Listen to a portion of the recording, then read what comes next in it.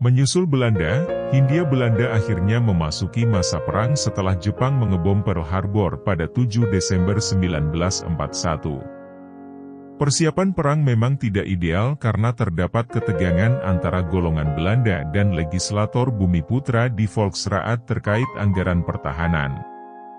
Pertahanan udara Hindia Belanda baru dibangun secara perlahan-lahan sejak 1936 dan tentu saja sangat ketinggalan zaman dibanding kesiapan Angkatan Udara Jepang.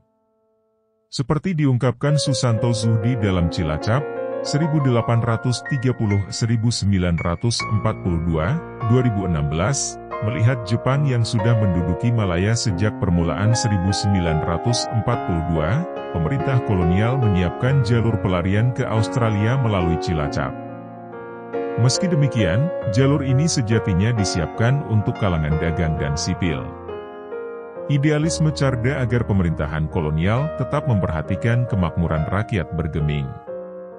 Dalam pidato radio tanggal 3 Februari 1942, ia menyerukan agar pegawai negeri sipil tidak diperkenankan meninggalkan posnya, lari ke Australia, dan harus tetap melayani kepentingan penduduk.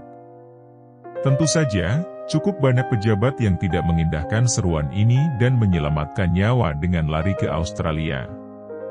Namun, Gubernur Jenderal setia pada lisannya, ia tetap tidak meninggalkan Hindia Belanda hingga akhir.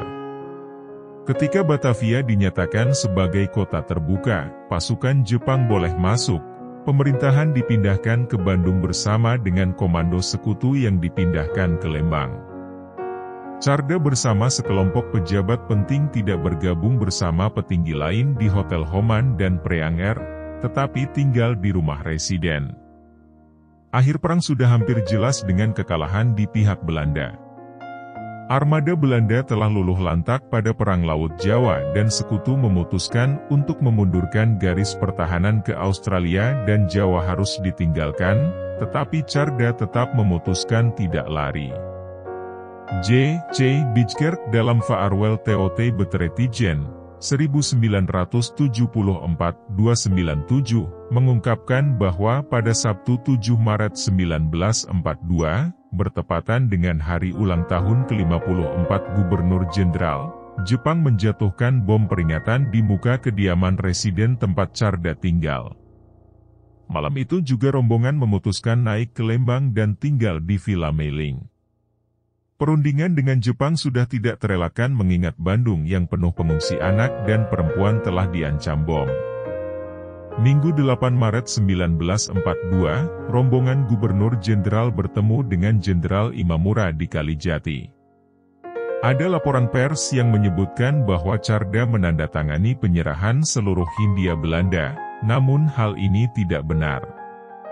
Saat itu, Tjarda tidak lagi memegang posisi sebagai Panglima tertinggi Angkatan Perang, posisi ini diserahkan kepada Letnan Jenderal Hein ter Poorten sejak 4 Maret 1942. Oleh sebab itu, di depan Jenderal Imamura, ia menyerukan bahwa, "Saya di sini hanya dapat berbicara mengenai urusan sipil."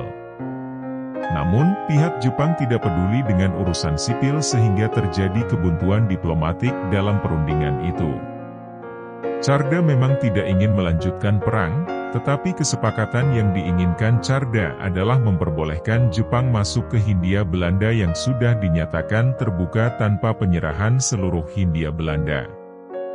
Akhirnya, Tjarda diminta meninggalkan ruangan dan perundingan dilanjutkan dengan ter Poorten. Imamura, dalam suratnya kepada Bijkerk, 19 Agustus 1967, melihat moral Letnan Jenderal itu sudah benar-benar jatuh, berbeda sekali dengan Tjarda yang masih mempertahankan sikap, wibawa, dan pemilihan kata.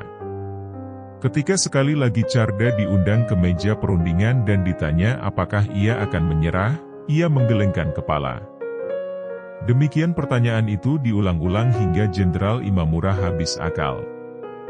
Akhirnya, perundingan dilanjutkan dengan pihak militer yang menghasilkan penyerahan seluruh Angkatan Perang Hindia Belanda pada 8 Maret 1942. Di sini, pihak sipil sama sekali tidak diminta menyerah.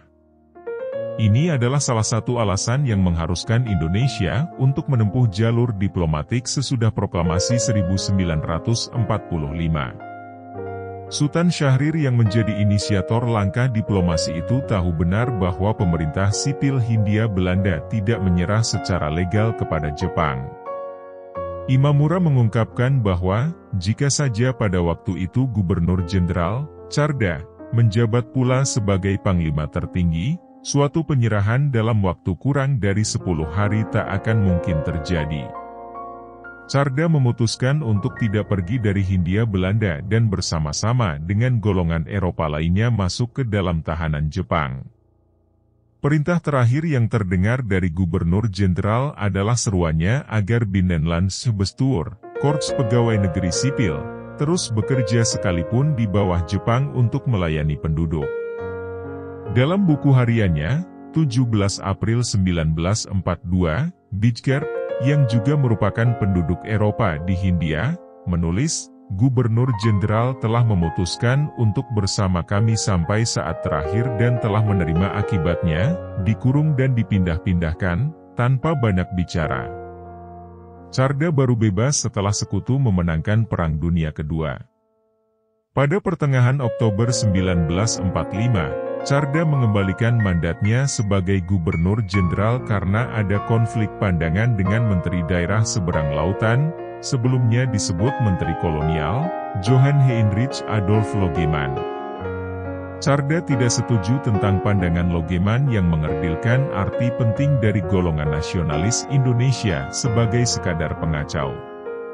Seperti dalam suratnya kepada Walter, Tjarda percaya bahwa elit nasionalis Indonesia memang seharusnya duduk di tampuk pemerintahan Indonesia yang mandiri. Van der Waal, 1979, menulis bahwa Tjarda sama sekali skeptis tentang ide Uni Indonesia Belanda yang dibawa pihak Belanda dalam berbagai diplomasi pasca perang dengan Indonesia. Menurutnya, dengan penyerahan, atau pengakuan, kedaulatan tahun 1949, pemerintahan di Indonesia harus diakui tanpa syarat, bukan di bawah suatu Uni Indonesia Belanda. Ia juga mengutuk aksi militer Belanda terhadap Indonesia. Hingga kematiannya pada 16 Desember 1978, tepat hari ini 44 tahun lalu, Tjarda tidak lagi ingin terlibat dalam urusan Indonesia Belanda.